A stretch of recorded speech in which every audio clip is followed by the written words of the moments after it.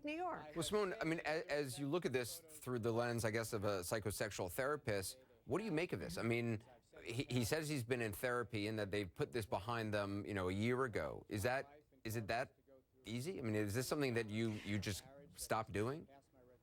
No, you've got to have treatment for a long time, but the language he was using, Anderson, gives us an indication to how much work he needs to do on himself, because he was talking about he's caused a stress on his marriage. What causes a stress on your marriage is not taking the garbage out, not what he did. And, you know, when he talks about I've made a mistake, he's talking as if it's a cognitive process. He's not using the sex addictive and recovery language where he would be very much talking about, you know, I've sought forgiveness. And don't forget, sex addicts know they're in pain and feel bad about it. I can't see him feeling bad about it. Is this some sort of compulsive, I mean, that word addiction is thrown around a lot, and whether or not there's sexual addiction on, I mean, is this some sort of compulsive behavior? What goes into this? I think it could be an acting out. It could be a thrill-seeking, power-hungry, you know, acting out in itself. So we don't know whether it's narcissism, he's doing it because he feels entitled to, or whether he has an addiction. But what we're certainly seeing is he is ruining his political career, but he isn't showing any remorse, and that's why I'm sort of sitting on the line. I would like to be able to call him a sex addict, because guess what? There is more chance of him recovering and their marriage staying strong if he is. If he's a narcissist, then there's no hope, because he'll carry on just acting how he wants to act.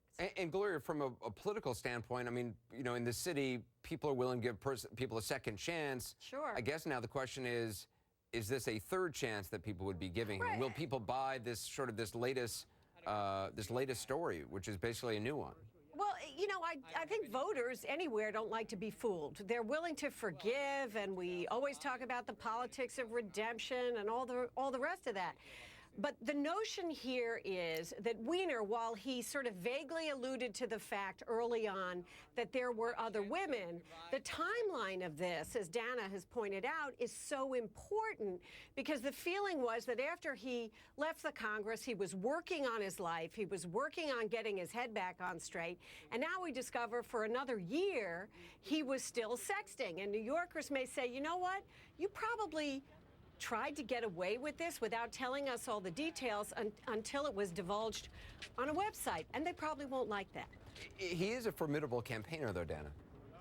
He's a formidable campaigner, and he is, for lack of a better way to say it, very, very stubborn. Remember, go back to 2 years ago. He didn't just, you know, sort of admit or it didn't just come out that he sent these pictures and sent these texts, and then he resigned the next day. It was weeks, Anderson, and it was after many, many phone calls from his closest confidants, from his closest friends, from party leaders saying, enough already, Anthony, get out.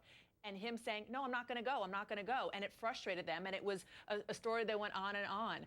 So it would not be surprising if he stays in for a while, even through the end, and just kind of let the voters decide based on the way he was so determined to stay in, even in the face of unbelievable pressure from even his closest friends 2 years ago.